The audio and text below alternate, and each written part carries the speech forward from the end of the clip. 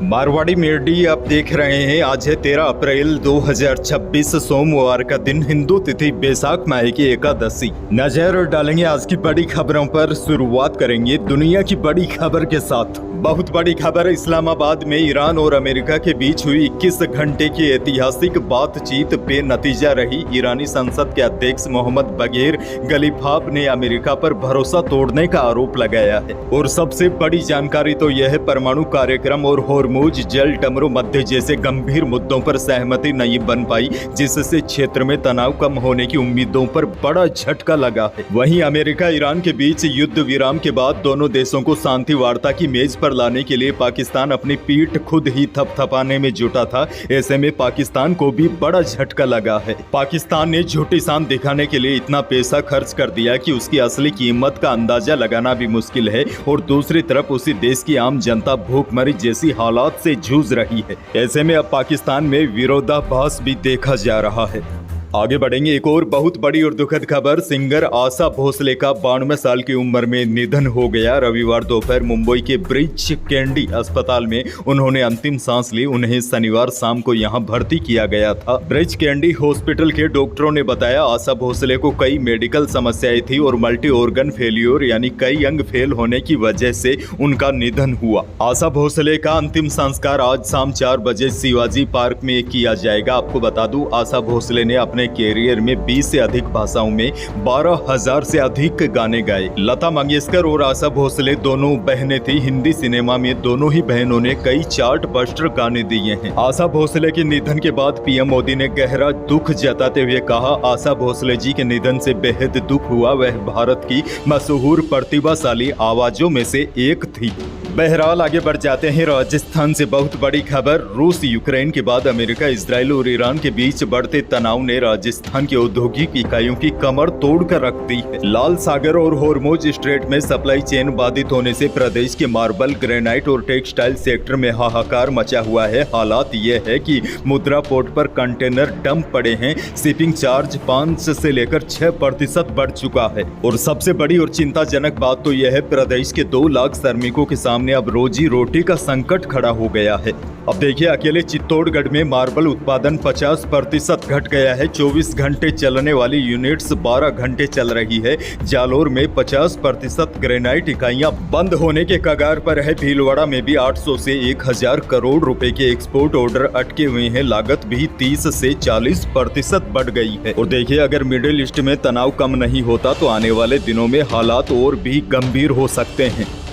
आगे बढ़ेंगे। एक और बहुत बड़ी खबर, इंसान हो या जानवर, मां की ममता का कोई विकल्प नहीं होता। राजस्थान के जैसलमेर जिले के लाठी गांव में ममता की एक ऐसी ही मार्मिक तस्वीर सामने आई है, जिसे देखकर हर किसी की आंखें नम हो गई। यहां ट्रेन की चपेट में आने से एक ऊंटने की मौत हो गई, लेकिन उसका बच्चा अपनी मर्द मां को सोता समझ 3 दिनों तक उसके शव के पास बैठा रहा। दरअसल कुछ दिन पहले रेलवे ट्रैक के पास चल रही एक ऊंटनी अचानक ट्रेन की चपेट में आने से उसकी मौत हो गई। उठने के साथ उसका छोटा बच्चा भी था, जो इस हादसे में बाल बाल बच गया। मां की मौत से अनजान मासूम बच्चा 3 दिन तक भीषण गर्मी और आंधी बारिश में भी 3 दिन भूखा प्यासा बच्चा मां के पास बैठा रहा। जब लोगों की इस बच्चे पर नजर पड़ी तो लोग सहायता के लिए पहुंचे। काफी मशक्कत के बाद उन्होंने बच्चे को उसकी मां के शव से अलग कर ऊंटनी को दफनाने के लिए गाड़ी में डालकर विदा किया। वहीं बच्चे को भदरिया गौशाला लाया गया, जहां उसकी देखभाल की जा रही है। 3 दिनों से भूखे प्यासे रहने की वजह से वह काफी कमजोर हो गया है। भरतपुर से बड़ी खबर, भरतपुर में हाईटेंशन बिजली लाइन से तार चुराने आए 2 चोर करंट की चपेट में आ गए। एक चोर की मौके पर ही मौत हो गई, जबकि दूसरे का हाथ बुरी तरह झुलस गया। उसके साथियों ने उसे आरबीएम अस्पताल में भर्ती करवाकर फरार हो गए। घायल चोर को गंभीर हालत में जयपुर रेफर करना पड़ा है। वहीं 33 केवी बिजली लाइन पर करीब 7 घंटे तक चोर का शव लटका रहा। रविवार सुबह 8 बजे लोगों ने बिजली के तार पर शव लटका देखा तो पुलिस को सूचना दी। मौके पर पहुंची पुलिस ने बिजली सप्लाई बंद करवाकर शव को नीचे उतारा। जैसलमेर से एक और बहुत बड़ी खबर। जैसलमेर में व्यापारी की पत्नी को घर में ही बंधक बनाकर 3 बदमाश सोने चांदी की ज्वेलरी और केस लूटकर फरार हो गए। बदमाशों ने हाथ पैर टेप से बांध दिए, मुंह पर भी टेप चिपकवा दी, महिला का चश्मा उतारकर फेंक दिया ताकि वह किसी को पहचान ना सके। 1 घंटे तक 2 बदमाश अलमारियां खंगालते रहे। वहीं एक बदमाश महिला की गर्दन पर चाकू लगाए बैठा रहा। मामला कोतवाली थाना इलाके के सिंघवी पाड़ा का है। घर से बदमाशों के निकल जाने के बाद महिला जैसे तैसे घसीटते हुए घर के बाहर आई और पड़ोसियों से मदद मांगी। पड़ोसियों ने उनके हाथ पैर खोले और महिला के पति, बेटे और पुलिस को सूचना दी, जिसके बाद जैसलमेर एसपी अभिषेक शिवहरे भी मौके पर पहुंचे। पुलिस को 3 संदिग्ध व्यक्तियों का सीसीटीवी फुटेज भी मिला है। अब मामले की जांच की जा रही है और पुलिस सीसीटीवी फुटेज के आधार पर चोरों की पहचान करने में जुट गई है।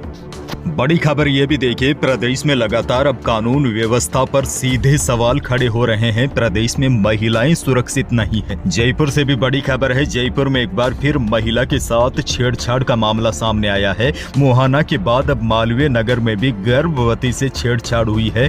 गर्भवती महिला से छेड़छाड़ का वीडियो वायरल होने के बाद शहर की सड़कों पर महिलाएं अपने आप को असुरक्षित महसूस कर रही है। और आपको बता दूं, यह कोई एक नया मामला नहीं है। पिछले 2-4 दिनों में ही प्रदेश में महिलाओं के साथ बदसलूकी के 3-4 मामले सामने आ गए हैं।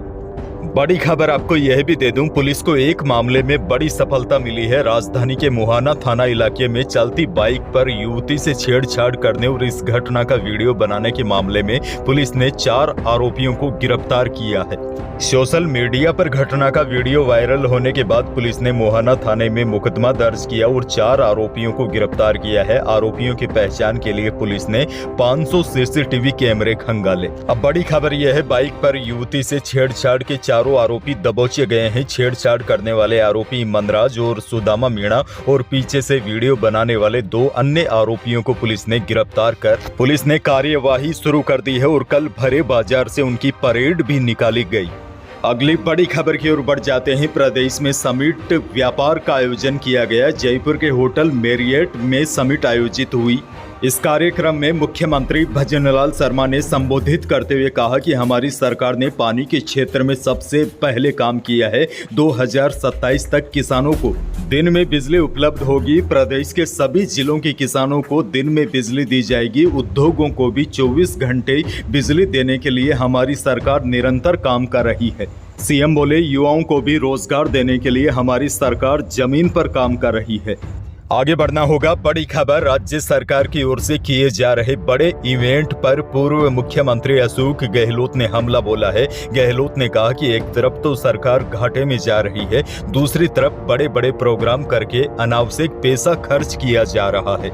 गहलोत ने कहा, राजस्थान में फिजूल खर्ची का इतिहास बन रहा है। सरकार बड़े बड़े प्रोग्राम करके तमाशा कर रही है। पूर्व सीएम अशोक गहलोत ने दावा किया है कि महिलाओं, बुजुर्गों, पुरुषों, दिव्यांगों और विधवाओं पर भी सरकार को दया नहीं आ रही है। उन्हें 4 महीनों से पेंशन नहीं मिली है। गहलोत ने कहा, हेल्थ के मामले में प्रदेश को हमने मॉडल स्टेट बनाया था, लेकिन बीजेपी की सरकार ने इसको पीछे धकेल दिया है।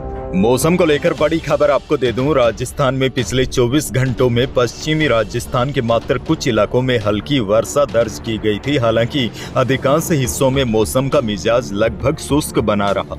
अब देखिए, मौसम विभाग से बड़ी जानकारी यह है, राज्य के अधिकांश भागों में अगले 1 सप्ताह मौसम मुख्यतः शुष्क बने रहने की संभावना है। आगामी 3-4 दिन में अधिकतम तापमान में भी 3 से लेकर 4 डिग्री तक की बढ़ोतरी होने की संभावना है, यानी कि अब गर्मी और तेज होगी। और बड़ी जानकारी आपको यह भी दे दूं, 15 अप्रैल के आसपास मौसम में थोड़ा बदलाव देखने को मिल सकता है, क्योंकि 15 अप्रैल से एक नया कमजोर पश्चिमी विक्षोभ पश्चिमी हिमालय क्षेत्र को प्रभावित कर सकता है। अच्छा देखिए, कल रविवार छुट्टी होने की वजह से अनाज मंडी और सोने चांदी के भाव तो आज आपको नहीं दे पाऊंगा, लेकिन बड़ी जानकारी आपको दे दूं, दुनिया भर में कच्चे तेल की बढ़ती कीमतों और पश्चिमी एशिया में जारी अस्थायी संकट के बीच भारत सरकार ने आम जनता को बड़ी राहत दी है। पेट्रोलियम और प्राकृतिक गैस मंत्रालय ने रविवार को कहा है कि देश में पेट्रोल, डीजल और रसोई गैस की आपूर्ति पूरी तरह सामान्य है और आम लोगों को घबराने की आवश्यकता नहीं है। मंत्रालय की ओर से जारी आधिकारिक बयान के अनुसार देश की सभी तेल रिफाइनरियां अपनी पूरी क्षमता के साथ काम कर रही है। सरकार के पास कच्चे तेल का पर्याप्त भंडार मौजूद है। साथ ही में केंद्र सरकार ने दावा किया है पेट्रोल और डीजल का भंडार भी इतना है कि बाजार में किसी तरह की कमी नहीं आने दी जाएगी। वैश्विक बाजार में कच्चे तेल की कीमतों में असामान्य उछाल के बावजूद भी सरकार ने घरेलू बाजार में तेल की कीमतों को स्थिर रखा है। तो यही थी प्रदेश और देश की आज की बड़ी और महत्वपूर्ण खबरें। वीडियो को लाइक करना बिल्कुल न भूलिए। चैनल पर नए हैं तो सब्सक्राइब जरूर कीजिएगा ताकि आप अपडेट रहे बड़ी और काम की खबरों से। धन्यवाद।